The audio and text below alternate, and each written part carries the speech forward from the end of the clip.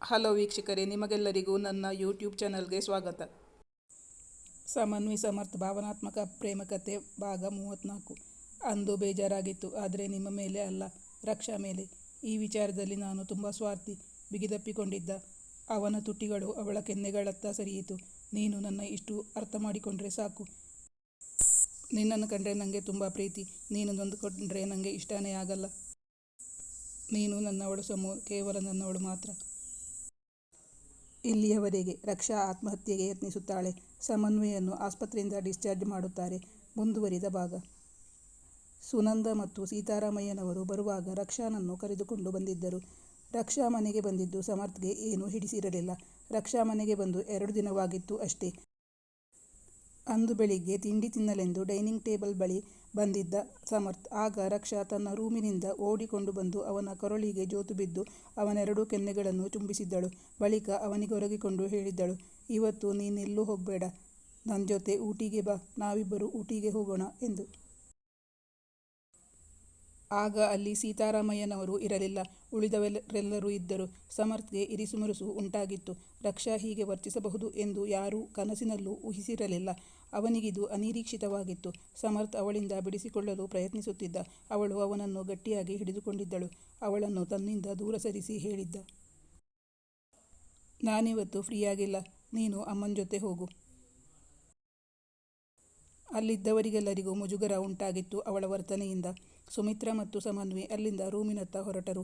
ಅವನು ತನ್ನ ಅಸಮಾಧಾನವನ್ನು ತಾಯಿಯ ಬಳಿ ಹೇಳಿಕೊಂಡಿದ್ದ. ಅವಳು ಅಲ್ಲಿ ಮಾಡಿದ ಘನಕಾರ್ಯ ಸಾಲ್ದು ಅಂತ ಇಲ್ಲಿಗೆ ಕರ್ಕೊಂಡು ಬಂದ್ಯಾ? ಯಾರನ್ನು ಎಲ್ಲಿ ಇಡಬೇಕೋ ಅಲ್ಲೇ ಇಡಬೇಕು. ನಿಂಗದೆಲ್ಲ ಅರ್ಥನೇ ಆಗಲ್ಲ. ಇಲ್ಲದೆ ಇರೋ ತಲೆನೋವು ತಗೊಂಡು ಬಂದಿದ್ಯಾ ಎಂದು ತನ್ನ ಅಸಮಾಧಾನವನ್ನು ತಾಯಿಯ ಬಳಿ ಹೇಳಿಕೊಂಡಿದ್ದ ಸಮರ್ಥ್.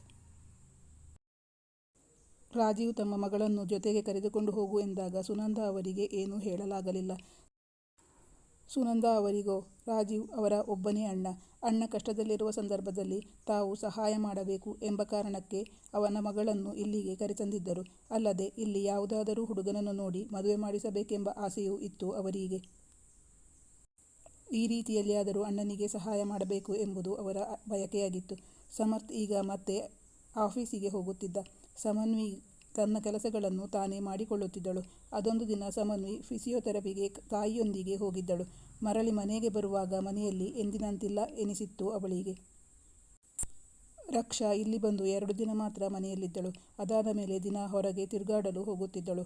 ಅವಳಿಗೆ ಸಮರ್ಥ್ ಎಲ್ಲೂ ತನ್ನೊಂದಿಗೆ ಬರುವುದಿಲ್ಲ ಎಂಬ ಅಸಮಾಧಾನವಿತ್ತು. ಅವಳು ತಾನಿಂದು ಎಲ್ಲಿಗೆ ಹೋಗುತ್ತೇನೆ ಎಂದು ಯಾರ ಬಳಿಯೂ ಹೇಳಿಕೊಳ್ಳುತ್ತಿರಲಿಲ್ಲ. ಸುನಂದ ಅವರು ಕೇಳಿದರೆ ಸಿನೆಮಾಗೆ ಹೋಗುತ್ತಿದ್ದೇನೆ ಅಥವಾ ಮಾಲ್ಗಳಿಗೆ ಎಂದು ಹಾರಿಕೆಯ ಉತ್ತರ ಕೊಡುತ್ತಿದ್ದಳು. ಮೊದಲೇ ನೊಂದಿರುವ ಸೋದರ ಸೊಸೆಯನ್ನು ಹೆಚ್ಚು ಕೇಳಲು ಹೋಗುತ್ತಿರಲಿಲ್ಲ ಸುನಂದ. ಅಂದು ಸುನಂದ ಅವರಿಗೆ ಪೊಲೀಸ್ ಸ್ಟೇಷನ್ನಿಂದಲೇ ಕರೆ ಬಂದಿತ್ತು. ರಕ್ಷಾ ಲಾಡ್ಜೊಂದರಲ್ಲಿ ತನ್ನ ಬಾಯ್ ಫ್ರೆಂಡಿನೊಂದಿಗೆ ಸಿಕ್ಕಿಹಾಕಿಕೊಂಡಿದ್ದಳು. ಈ ವಿಷಯ ಕೇಳಿ ಆಘಾತವಾಗಿತ್ತು ಸುನಂದಾಗೆ. ಹಿಂದಿನ ದಿನ ಸಮರ್ಥ್ ಅವಳೊಂದಿಗೆ ಊಟಿಗೆ ಬರುವುದಿಲ್ಲ ಎಂದು ಹೇಳಿದ್ದನಷ್ಟೇ. ಆ ದಿನ ರಕ್ಷಾ ಸುನಂದ ಅವರನ್ನು ಕರೆದುಕೊಂಡು ಊಟಿಗೆ ಹೋಗಿರಲಿಲ್ಲ. ಬದಲಾಗಿ ತನ್ನ ಅಜ್ಜಿ ಮನೆ ಮೈಸೂರಲ್ಲಿದೆ, ಅಲ್ಲಿಗೆ ಹೋಗುತ್ತೇನೆ ಎಂದು ಹೇಳಿದ್ದಳು. ಆದರೆ ಅವಳು ಬೆಂಗಳೂರಿನಲ್ಲೇ ಲಾಡ್ಜೊಂದರಲ್ಲಿ ತನ್ನ ಬಾಯ್ ಫ್ರೆಂಡಿನೊಂದಿಗೆ ಸಿಕ್ಕಿಹಾಕಿಕೊಂಡಿದ್ದಳು. ಈಗ ಸುನಂದ ಅವರಿಗೆ ಮಗ ರಕ್ಷಾ ವಿಚಾರದಲ್ಲಿ ಯಾಕೆ ಹಾಗೆ ಹೇಳಿದ ಎಂದು ಅರ್ಥವಾಗಿತ್ತು. ಸಮರ್ಥ್ಗೆ ಮೊದಲಿನಿಂದಲೂ ರಕ್ಷಾಳನ್ನು ಕಂಡರೆ ಆಗುತ್ತಿರಲಿಲ್ಲ. ಆದ್ದರಿಂದ ಅವನು ಕಿಡಿಕಾರುತ್ತಿದ್ದಾನೆ ಎಂದೇ ಭಾವಿಸಿದ್ದರು ಸುನಂದ. ಆದರೆ ಅವನು ಹೇಳಿದ್ದು ಸತ್ಯ ಎಂದು ಈಗ ಅರಿವಾಯಿತು.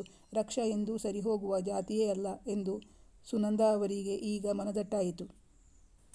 ರಕ್ಷಾಗಿಲ್ಲೊಬ್ಬ ಬಾಯ್ ಫ್ರೆಂಡ್ ಇರುವ ವಿಚಾರವೇ ಸುನಂದಾಗೆ ಗೊತ್ತಿರಲಿಲ್ಲ. ಆದರೆ ಮಿಂಚಿಹೋದ ಕಾರ್ಯಕ್ಕೆ ಈಗ ಚಿಂತಿಸಿ ಫಲ ಇರಲಿಲ್ಲ. ರಕ್ಷಾ ಪೊಲೀಸ್ ಸ್ಟೇಷನ್ಗೆ ಸುನಂದ ಅವರ ನಂಬರ್ ಕೊಟ್ಟಿದ್ದಳು.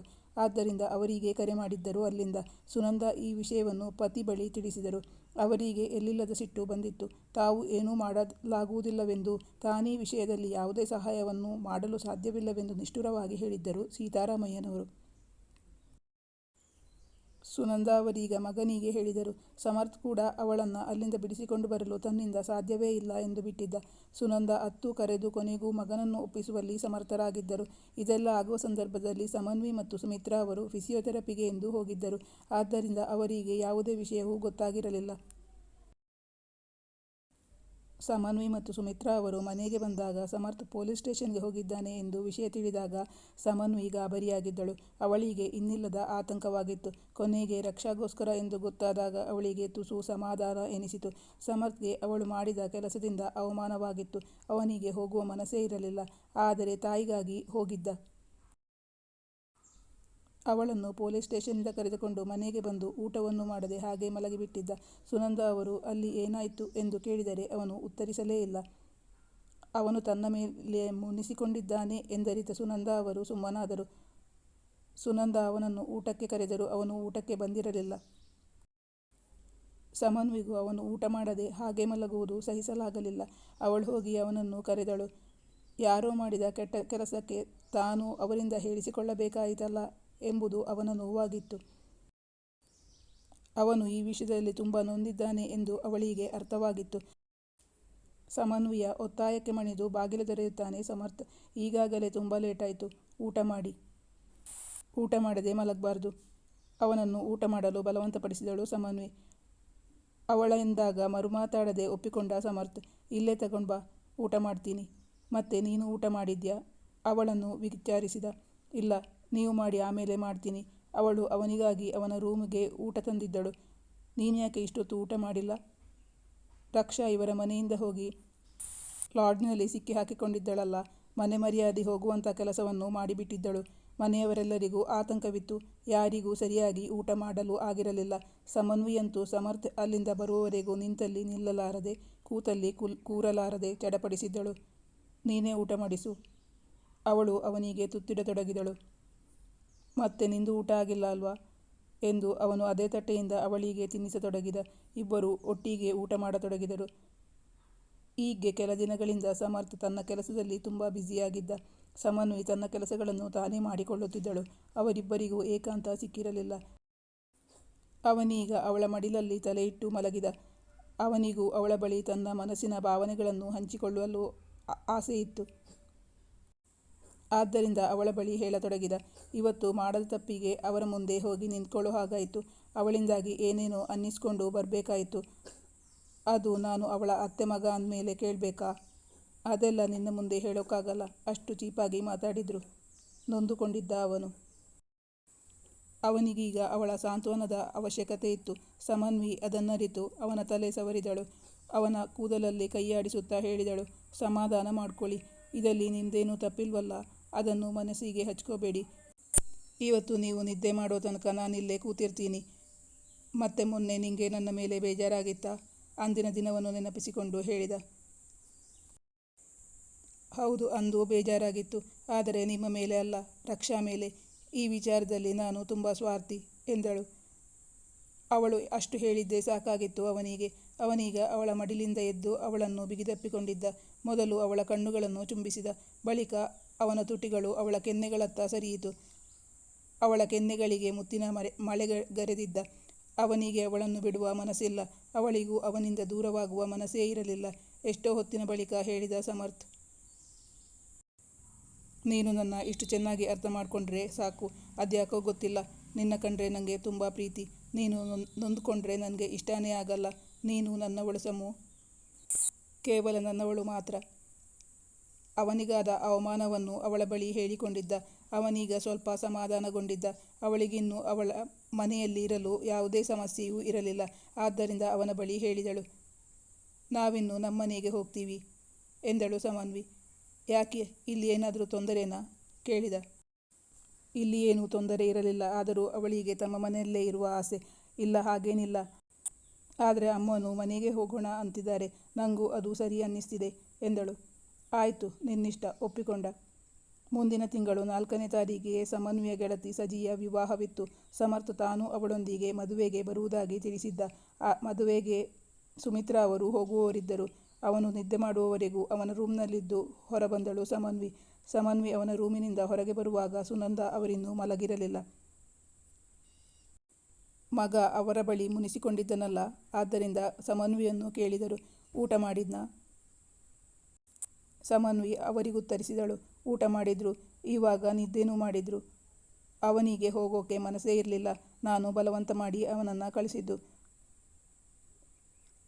ಹಾಗಂತ ನನ್ನ ಮೇಲೆ ಅವನು ಉರಿದು ಬೀಳ್ತಾ ಇದ್ದಾನೆ. ಸ್ವಲ್ಪ ಬೇಜಾರು ಮಾಡ್ಕೊಂಡಿದ್ರು. ನಾಳೆ ಹೊತ್ತಿಗೆ ಸರಿ ಹೋಗ್ತಾರೆ ಆಂಟಿ. ನೀವು ಊಟ ಮಾಡಿದ್ರಾ? ಆಗ 2 ತುತ್ತು ಮಾತ್ರ ತಿಂದಿದ್ರಿ. ಹಣ್ಣು ಹೆಚ್ಚಿಕೊಡ್ಲಾ? ಅವರು ರಾತ್ರಿಗೆ ಚಪಾತಿ ತಿನ್ನುತ್ತಿದ್ದರು. ಆದರೆ ಇಂದು 2 ತುತ್ತು ಅನ್ನ ಮಾತ್ರ ತಿಂದಿದ್ದರು.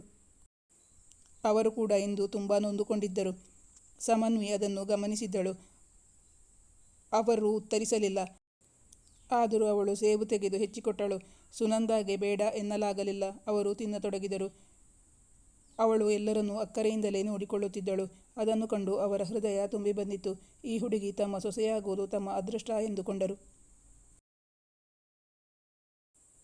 ನೀವೇನು ಟೆನ್ಷನ್ ಮಾಡ್ಕೋಬೇಡಿ. ನೀವು ಆರಾಮಾಗಿ ಮಲಗಿ ನಿದ್ದೆ ಮಾಡಿ.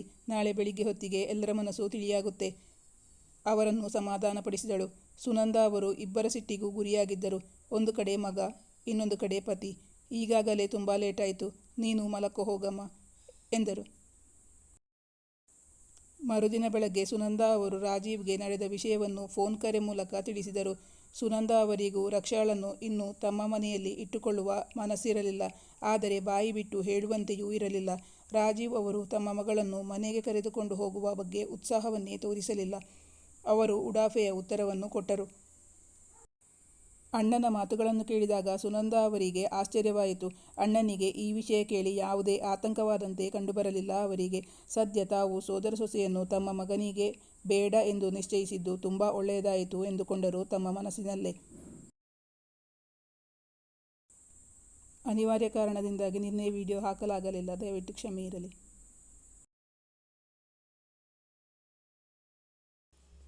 ಈ ಕಥೆಯ ಮುಂದಿನ ಭಾಗ ಮುಂದುವರಿಯುವುದು. ನಾನು ಹಾಕುವ ಕಥೆಯನ್ನು ದಿನ ನೋಡಿ ಕಮೆಂಟ್ ಮಾಡುವ ವೀಕ್ಷಕರಿಗೆ ಅನಂತ ಧನ್ಯವಾದಗಳು. ಮುಂದಿನ ಸಂಚಿಕೆಯಲ್ಲಿ ಭೇಟಿಯಾಗೋಣ. Thank you for watching. ವೀಕ್ಷಕರೇ, ಕತೆ ಬರೆಯುವುದು ನನ್ನ ಹವ್ಯಾಸ.